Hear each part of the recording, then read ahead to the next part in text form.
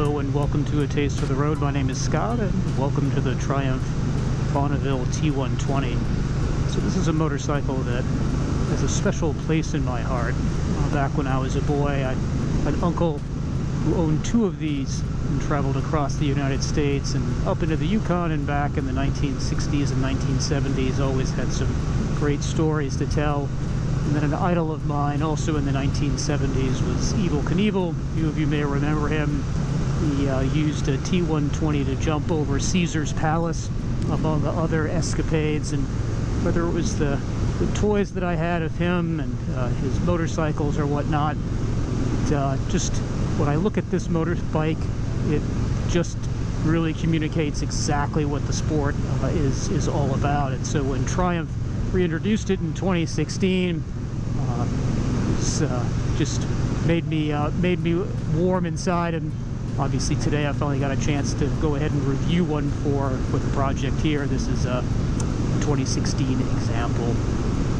So I think a great place to start is with this particular motor. It is used extensively, as many of you will know, within the Triumph range, but it is tuned differently here. So instead of the Speed Twin, which I reviewed about 2 months ago, I'll include a link up above if you'd enjoy watching that. This one makes 80 horsepower at a little over 6 grand and 77 foot-pounds of torque at around 3,100. Unlike some of the other models which are tuned like the SP at almost 4,950 or at 4,950, excuse me, for the torque. And as a result, what you really do with this is just ride it from 2,500 to maybe 3,500 RPM. It's just got a wonderful spot in that RPM range. It'll rev beyond that, but it is oftentimes very, very happy at 5/10 as we are right now, just kind of cruising along, hitting some open sweepers, moving side to side. The stability of this T120 is exceptional, and for those who prefer a more cruising motorcycle experience, as the owner of this prefers, it hits many high points. The chassis is quite nice. The front forks 41mm are non-adjustable. The rears do also a decent job, I think, overall. I think if, again, you were interested in something with a little more spirited riding, the SP would be, I think, a happier choice. But again, you've just got a feeling through the bends here with some cloudy skies, a little bit of sunshine. Just really makes you feel good. And this motor with the pea-shooter exhaust, the thrumping noise that it makes, the effortless pace that you experience here through the canopy a bit, is just very enjoyable. Moving on to the ergonomics, and I think also by extension its looks, it's a very comfortable place to be. I'm sure you've seen other videos where folks have commented that the bars are just in the right spot. You sit very upright, the pegs are right below your backside, so the rider triangle is certainly very comfortable. Seat is also a nice place to be in to rest your backside for rides. I've been here on probably about 100 miles or so, and it's been very comfortable today. The dials, of course, are pretty classy looking things. Let's go ahead and slow down, closer. And with a tank of about 3.8 gallons, you're going to have a range of probably around 170 miles or so. As you'll see from some of the side footage, the owner of this example has some GV side bags, which carry quite a bit. Takes this T120 on some nice weekend jaunts with other Triumph fans, and yeah, just has a really good time. On the topic of competition, there's, I think, really quite a range. There's an enormous amount of diversity in this particular space, particularly where what I describe as the emotional side of the marketplace. There's obviously the BMW R9T. There's going to be the Honda CB1100, I think. Obviously a number of choices from Harley-Davidson as well as Indian. If you're more interested in the cruiser side, of course, Kawasaki has their K900 RS 2, and that gets, I think, thrown into the mix depending on, again, your price point, the emotional experience that you're looking for, and yeah, just how you want to feel when you're out on a Saturday, in this particular case, with some nice weather, and just want to cruise around and have a good time and simply experience your surroundings with a bike that, you know, it's a 5 or 6 tenths. You're going to have a really good time, and whether you've got someone on the back out for coffee or maybe a brunch or something, you just don't have to worry too much and can simply relax. I wouldn't say quite sit back, but go ahead and be more mellow and enjoy what these surroundings have to offer.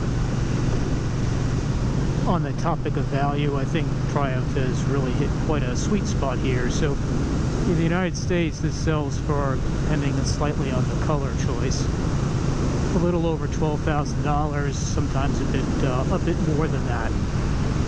And for the money, I think you're getting a lot of motorcycle. This feels very, very well put together. The fit and finish and materials are excellent, as I mentioned earlier. And on the resale market, when you look at used ones now, that obviously we're 4 years into this particular example, and there are some good choices, or good used ones to be found, excuse me, you're seeing prices that really do hold up very, very well, even in this, you know, kind of COVID period of time. And so if you are looking for one, whether it's bone stock or with a few extra added goodies to it, you've got an opportunity to pick up something that is going to hold its value very, very well. And some of the other competitors in this space, not quite so much.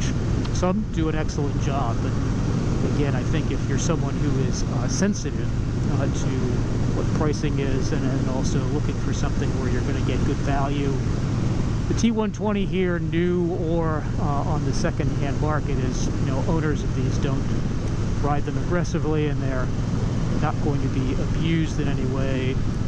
Find a really nice example. No machine is perfect, and the T120 is not an exception here.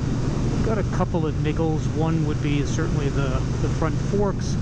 Under just, you know, puttering along as I am right now, it provides some decent bump absorption, but when you apply the brakes a little bit more firmly, they do dive. And this is not a particularly light motorcycle at about 540 or 45 or so pounds, with some fluids in it, obviously before the human. And I do think the damping could be in the front a bit better. The back, I think, is decently well judged too. I'm a pretty light guy at about 140 or so pounds before all of my gear. But again, I think that given the bike's weight, the fact that it is a very stable machine, which is a great thing, it would be nice, I think, if the suspenders were a little bit beefier and also offered some additional adjustment.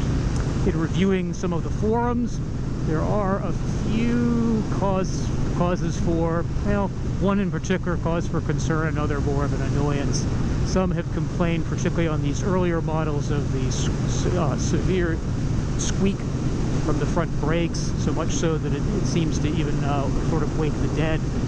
And I think the bigger issue with some, but not with certainly everyone, is that some of the transmissions seem to be a little bit problematic, either due to the springs breaking or other issues. There have been a few other YouTubers who have been talking about that. This model, this example, has just a little bit over 8,000 miles on the clock. The owner has had, you know, great luck, and there are others on the forums who also have very nice things to say about not just the clutch, but also obviously the transmission. So something to pay attention to, particularly if you are in the market for one of these new or used. So how to sum up this current generation Triumph Bonneville T120? Well, I've certainly enjoyed my day with it here on the back roads outside of Washington, D.C., around Middleburg and Upperville and surrounding environments. I think what really is a standout feature is certainly its looks. It has a very, very classy and traditional appearance to it. The materials, the fit and finish are excellent. When I had taken a break a little while ago in front of a little shop with some cyclists and so forth, literally everyone went inside and came back out, took a long look at this bike, and a few struck up a conversation. This is just the type of machine that goes ahead and does that with people everywhere. And a number of people just simply nodded, and you can tell it looks like a motorcycle should in the eyes of many.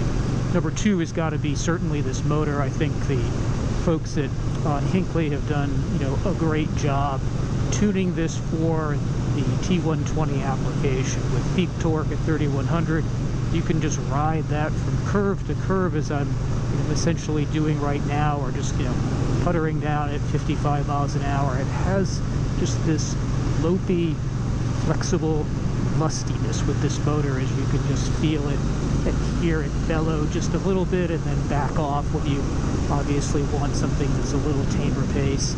There is this just feel to it in a way that is very different from the Speed Twin that I test rode about 2 months ago or so and enjoyed thoroughly.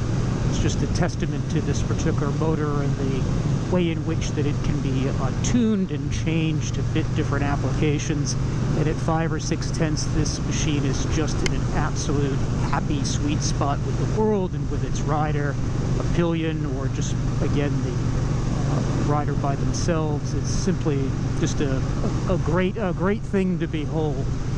It's been pretty reliable as well, according to this owner, and again, the value is such that it's tough to lose at 12.5 grand, give or take. And then on the used market, you've got an opportunity to pick one up that is a little bit less money, and yet it can still do. It can rev and enjoys a bit of pushing on a day like today. So I think that just about sums up this T120. I hope you enjoyed the video and found it informative. Please give me a thumbs up if you can. Subscribe if you enjoy being alerted to new videos as they become available. There'll be a written review of this bike on atastefortheroad.com, and I'll include a link below, of course. Most importantly, please go out and create your own adventure, whether it's to see something that you do know in a new way or something completely new, and share that with us in the comments below. It's very important to the community, and now that at least some of us can get out after the worst of COVID has passed, not so much for others, but if you can, it's really important to get out and enjoy some of this while it is warm and green, and again, there are happy vibes to be had. So with this, I think I will go ahead and bid you adieu, and I will see you in the next video. Ciao.